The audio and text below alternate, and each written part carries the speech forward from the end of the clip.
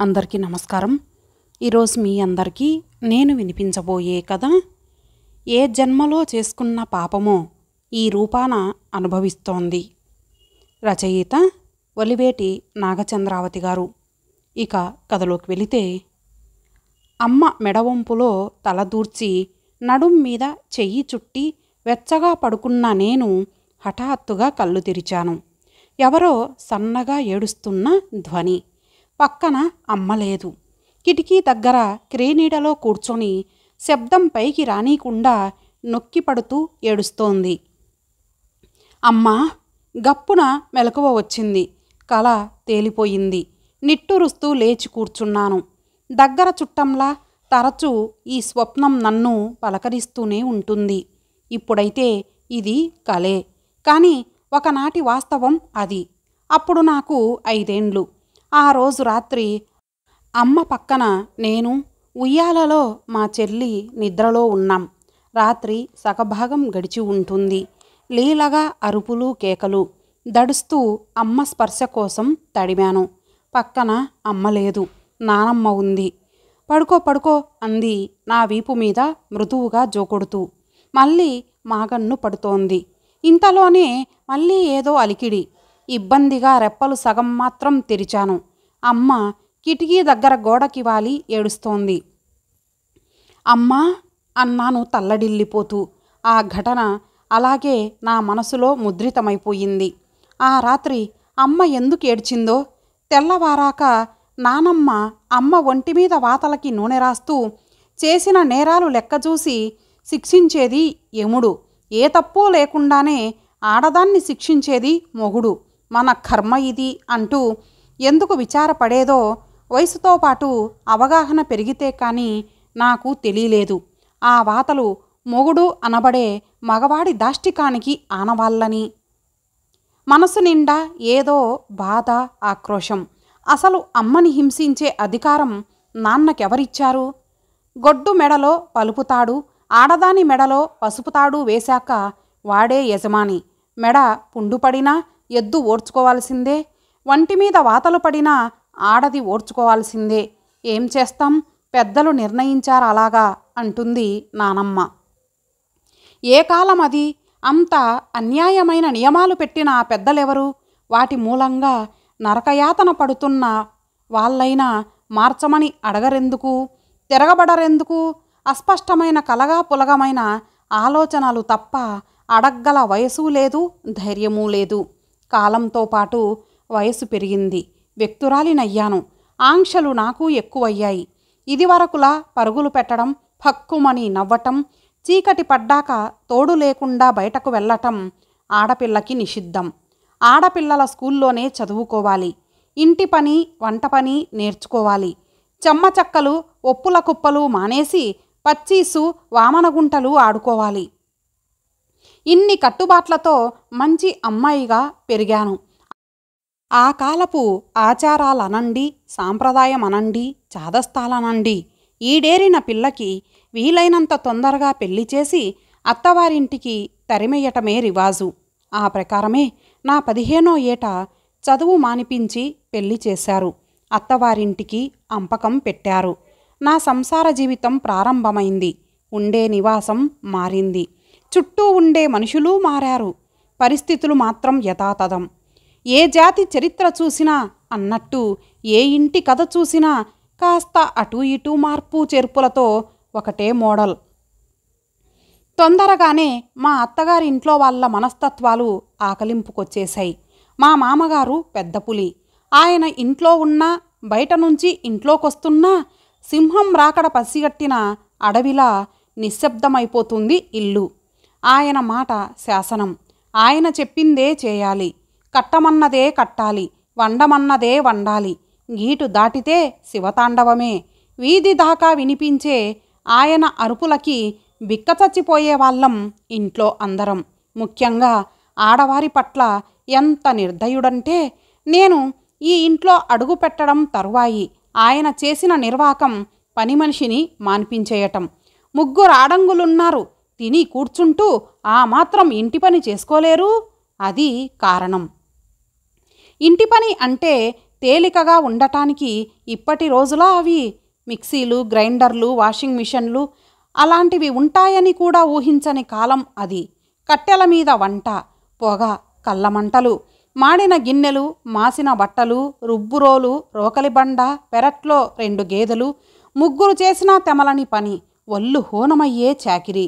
మామగారు లెక్కేసిన ముగ్గురులో మా అత్తగారు ఒకరు. ఆవిడకు ఉబ్బసం, దానికి తోడు కీళ్ళ నొప్పులు. 10 నిమిషాలు నిలబడితే పావుగంట ఆయాసపడేది. పాపం ఆవిడ రోగిష్టితనం అంటే కూడా మా మామగారికి విసుగే. ఏలినాటి శనివి, నిన్ను నాకంటగట్టారు మీ వాళ్ళు అని కసిగా అరుస్తుండేవారు. ఇక మా ఆడబడుచు ప్రభావతి బాల్య వితంతువు. పెళ్ళైన 2 ఏండ్లకే భర్తను పోగొట్టుకొని పుట్టింటికి వచ్చి చేరింది. నేను ఈ ఇంటి గృహప్రవేశం చేసేదాకా పని మనిషి సాయంతో ఇంట్లో పనంతా ఆమె చక్కబెట్టేది. ఇప్పుడు ఆ పని మనిషి స్థానంలో నేనొచ్చాను. ఆవిడంటే నాకు జాలి. నేను కాస్త మంచి చీర కట్టుకున్నా, తల్లో కాసిని పూలు పెట్టుకున్నా తన కళ్ళు వెలిగక్కే అసూయని కూడా నేను అర్థం చేసుకోగలను. పాపం, నిండా 25 సంవత్సరాలు లేవు. తెల్ల చీర కట్టుకుంటుంది, వేలుముడి వేసుకుంటుంది. తను ఎదురొస్తే దుశ్శకునమట. లేవంగానే కనబడితే తల్లి కూడా మొహం చిట్లించుకుంటుంది. వీధి మొహం చూడనివ్వరు. మా మామగారైతే ముందు సావిట్లో అడుగు పెట్టినా రంకెలేస్తారు. విధి వంకరగా చూసింది చాలదా? చుట్టూరా మనుషులు కూడా ఎందుకామెను అంతగా అవమానిస్తారు? పూర్తిగా విప్పారకుండానే రేఖలు చిదిమేసిన పువ్వులాంటి ఆమెను చూస్తే మనసు కలచినట్టవుతుంది నాకు. ఏ జన్మలో చేసుకున్న పాపమో ఈ రూపాన అనుభవిస్తోంది. ఆ భగవంతుడు విధించిన శిక్షని మనం రద్దు చేయగలమా? ఈ జన్మనిలా వెళ్ళమార్చవలసిందే అంటుంది మా అత్తగారు. ఏం, కొంచెం పెద్ద మనసు చేసుకొని ఆమె రాతని సరిచెయ్యలేరా వీళ్ళు అంటుంది నా బుద్ధి. నాకొచ్చే భావాలని ఆలోచనలని ఎవరితో పంచుకోను? కన్నవారిని వదిలి ఎవరిని నా అనుకొని వచ్చానో ఆయన దగ్గర కూడా నా మనసు విప్పలేనే. అంత చనువు నాకెప్పుడిచ్చారాయన? మామగారిలా నోరు చేసుకోకపోవచ్చు కానీ సేవ చేయటంలో దాసిగా, కడుపు నింపటంలో తల్లిగా, పడగ్గదిలో రంబగా వాడుకున్నారే తప్ప సలహా అడగటంలో మంత్రిగా నాకు అవకాశమియ్యలేదు. సహధర్మచారినిగా గౌరవించలేదు. అర్ధాంగిగా తనతో సమాన స్థానం ఇయ్యలేదు. అన్నింటా ఏకపక్ష నిర్ణయమే. సంవత్సరాలు గడుస్తున్నా మా నడుమ అదే పరాయితనం. మగవాడినన్న అహంతో నా మనసు చూరగొనాలనే ప్రయత్నం ఆయన చేయలేదు. ఈయన నా మనిషి అన్న ఆర్ద్రభావం నాకు ఎప్పుడూ కలగలేదు. తప్పనిసరిగా ఒకే బాటన నడుస్తోన్న బాటసారులం అంతే. లోపల ఇంతలా మదన పడతానే కానీ ఎదరపడి మీ ఏకఛత్రాధిపత్యం ఏమిటని ఎందుకు ప్రశ్నించలేను? ఆయన్ని చూడగానే ఏదో తప్పు చేసినట్టు ఎందుకు జంకుతాను? తరతరాలుగా నరనరాన జీర్ణించుకుపోయిన బానిసత్వ గుణం ముందుకు అడుగు వేయనివ్వట్లేదా? ఆనాడు నేను చేయలేని పని నా కూతురు లావణ్య చేసింది. నేను అతన్ని చేసుకోను, నాకతను నచ్చలేదు.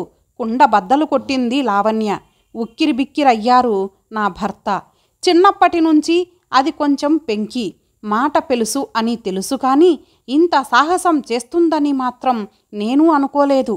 2 రోజుల క్రితం సంప్రదాయ పద్ధతిగా మొదటిసారి పెళ్లి చూపులు జరిగాయి. పిల్ల నచ్చిందని కబురు వచ్చింది వాళ్ళ నుంచి. తొలిగా చూసిన సంబంధమే కుదిరిపోతోందంటే ఆడపిల్లకి ఎంత అదృష్టం కలిసొచ్చినట్టో.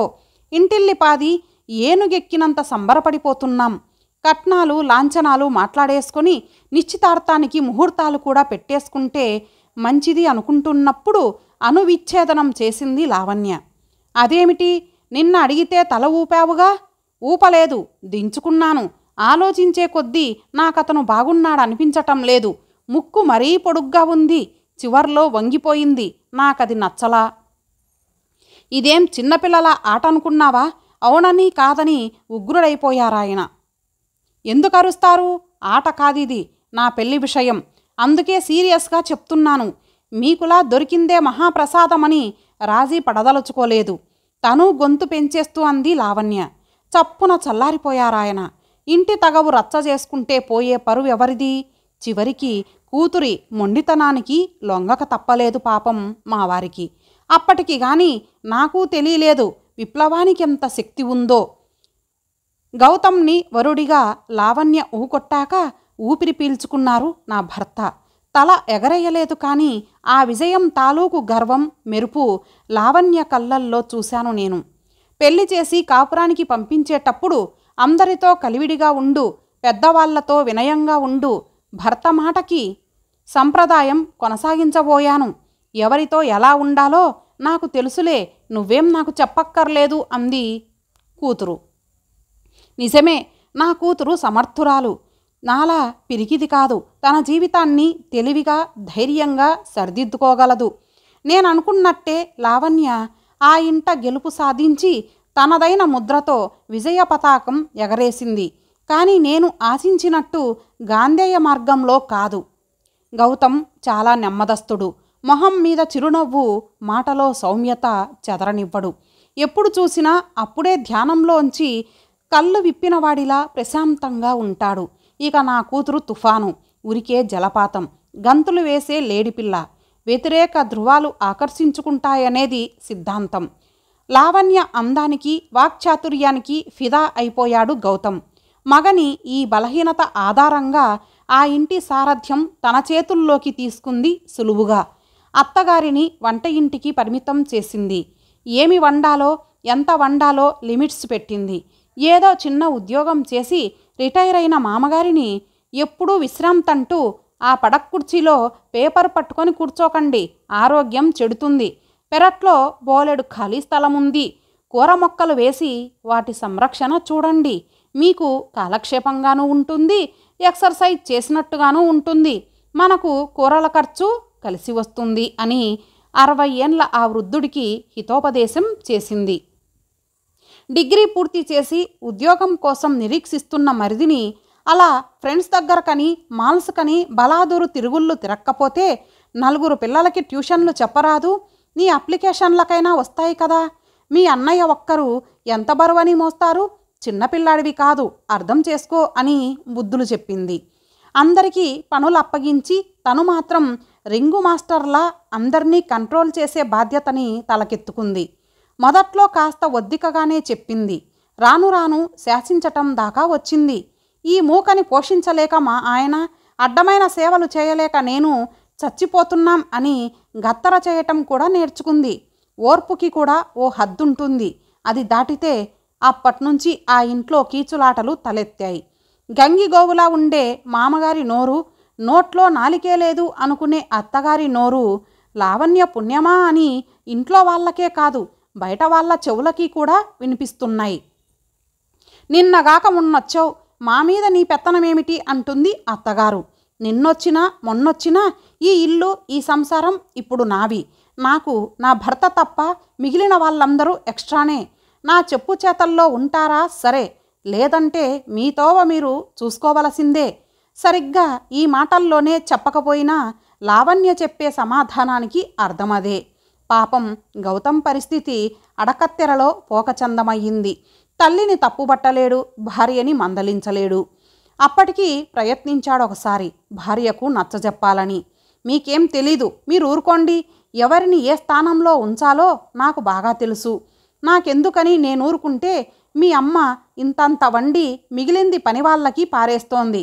మిగతా మీ పరివారం సోమరుల్లా తయారై బట్టలు, నగలు, గుళ్ళు, గోపురాలు అని ఒకరు, గాడ్జెట్సు, విహారాలు అని ఒకరు, ఎన్ని విధాలుగా డబ్బు తగలబెట్టడమా అని ఆలోచిస్తుంటారు.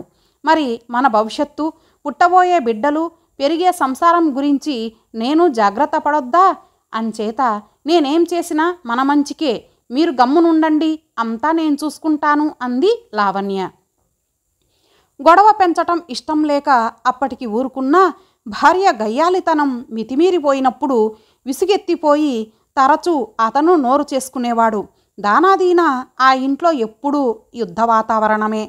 మా బంధువుల ఇంట్లో ఓ శుభకార్యానికి వెళ్ళినప్పుడు అక్కడ కలిశాను లావణ్య అత్తగారిని.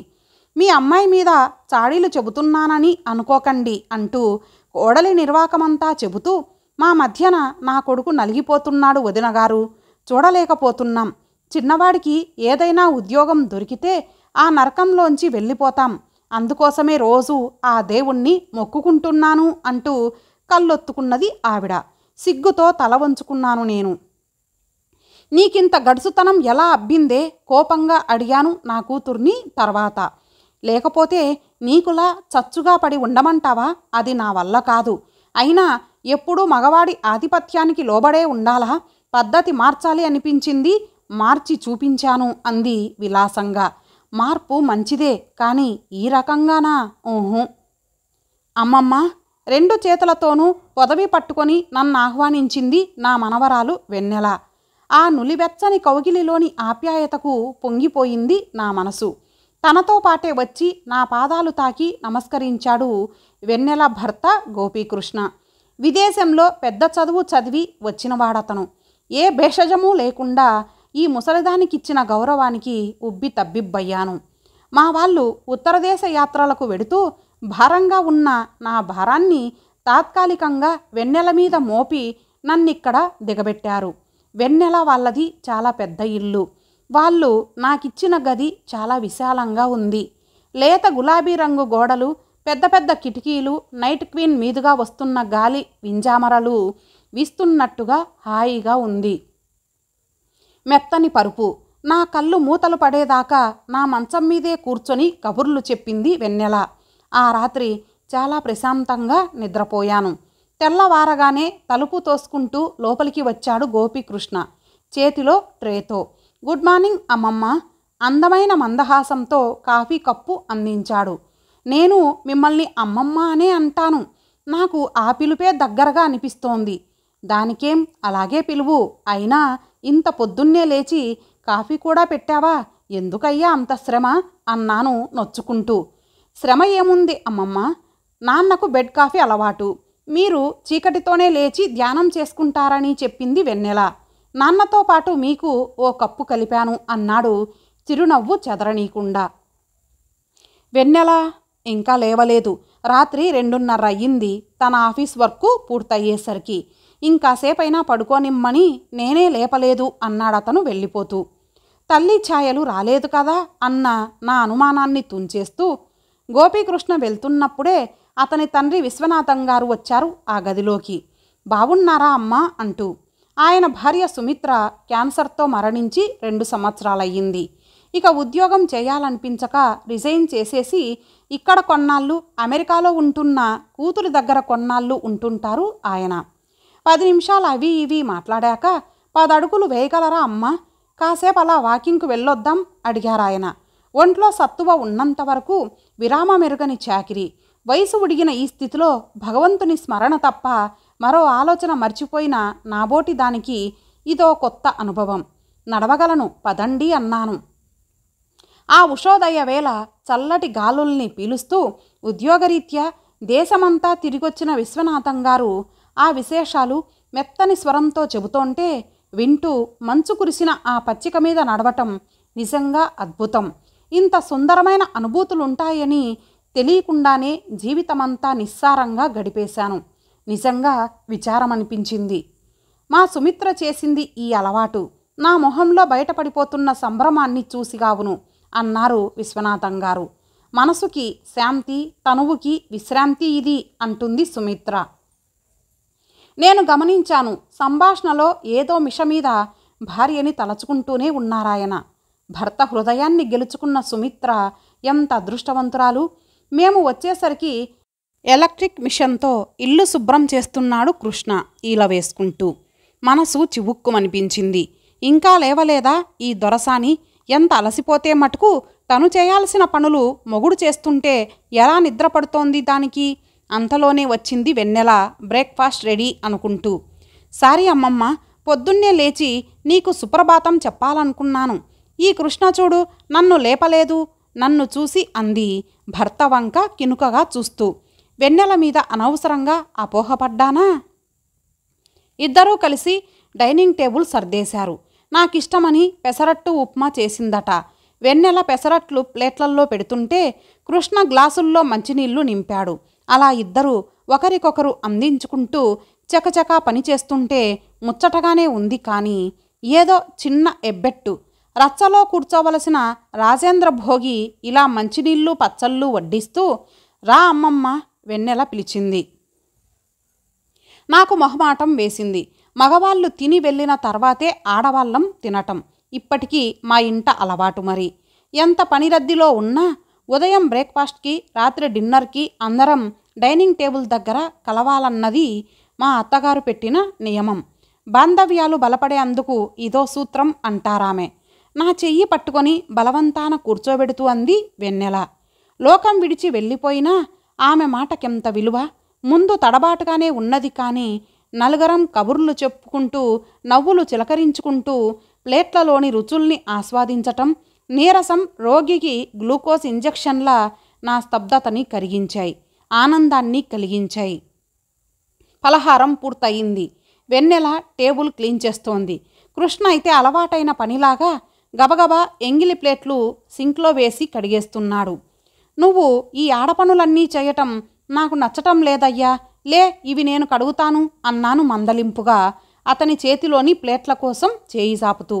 పాతకాలం వాసనలు పోలేదు మరి. కృష్ణ మందహాసం చేశాడు. మీరు మా తాతల నాటి రూల్స్ చెబుతున్నారు అమ్మమ్మ. మా జనరేషన్లో ఆడపని మగపని అని కేటాయింపులు లేవు. ఆడవాళ్ళని బానిసల్లాగా 4th గ్రేడ్కి తొక్కేయటమూ లేదు. మగవాడికి కిరీటం పెట్టే సింహాసనం ఎక్కించటమూ లేదు. ఇప్పుడు అందరూ సమానమే. ఆలోచించండి అమ్మమ్మ, మీరు పురుష లక్షణంగా భావించే ఉద్యోగం నాతో పాటు వెన్నెలా చేస్తోంది. మరి ఇంటి పని కూడా తన మీదే రుద్దటం సబబా? ఆ శ్రమలో సగం నేను పంచుకుంటే తప్పేమిటి? చిన్నతనమెందుకు? కష్టంలోనూ సమాన భాగస్వాములవటమే కదా దాంపత్యమంటే. ఎలా అబ్బింది తనకి ఇంత విశాలమైన ఆలోచన ధోరణి? నా మనసులో ప్రశ్న చదివినట్టు. మా అమ్మ నాన్న స్నేహితుల్లా ఉండేవారు అమ్మమ్మ. నన్ను మా అక్కని ప్లస్సు మైనస్సు అని ఎప్పుడూ ఎక్కడా భేదం చూపించలేదు. చదువుతో పాటు ఇద్దరికీ ఇంటి పని వంట పని సమానంగా నేర్పించింది మా అమ్మ. ఆ విధానమే మాది కూడా. ఈ పద్ధతి సరికాదంటారా అన్నాడు కృష్ణ. తల్లి అంటే ఎంత గౌరవమో అతని కళ్ళు చెప్తున్నాయి. నా మొహంలో మెప్పుదల అతను కనిపెట్టాడు. కొన్ని తరాలు దాటి వచ్చారు మీరు. చెప్పండి అమ్మమ్మ, ఇంట్లో ఎవరో ఒకరు ఏకఛత్రాధిపత్యం కఠినంగా సాగించిన మీ కాలం నచ్చిందా? ప్రజాస్వామ్యం లాంటి ఈ రోజులు నచ్చాయా? నిజం చెప్పండి. ఏం చెప్పను. 10 రోజులు ఉన్నాను నేను అక్కడ. సుమిత్ర వంటి మాతృమూర్తి శిక్షణలో పెరిగిన కృష్ణ వెన్నెలను సహధర్మచారిణిగా గౌరవించటం, ప్రియురాలిగా ప్రేమించటం నేను చూశాను. స్వార్థంతో, నిరంకుశ ప్రవర్తనతో అందరినీ దూరం చేసుకున్న తల్లి ధూర్తత్వం చూసిన వెన్నెల తను మాత్రం అలా కాకూడదని అనుకొని ఉంటుంది. అన్ని విధాలా భర్తకి సహకరిస్తోంది. నా వాళ్ళు నీ వాళ్ళు అని విడదీయక మనవాళ్ళు అంటోంది, ఆదరిస్తోంది. ఇల్లు స్వర్గం చేసుకుంటోంది. నాకు ఎన్నో జాగ్రత్తలు చెబుతూ రైలు ఎక్కించారు నా మనవడు మనవరాలు. రైలు కదిలింది. చెయ్యి ఊపుతూ నాకు వీడ్కోలు చెబుతున్న ఆ జంటను మనసారా ఆశీర్వదించాను. హెచ్చు తగ్గుల దారిని వదిలించుకొని స్వయంగా పూలబాట పరుచుకుంటున్న యువతరం వీళ్ళు. ఎంత బాగుంది ఈ సమానత్వం. వెనక్కి వాలాను తృప్తిగా. గతం లాంటి చెట్టు పుట్టల్ని వెనక్కి నెట్టేస్తూ రైలు ముందుకు దూసుకువెడుతోంది. ఇంతటితో ఈ కథ సమాప్తం. మరలా ఒక మంచి కథతో కలుద్దాం. అంతవరకు సెలవు. నమస్తే.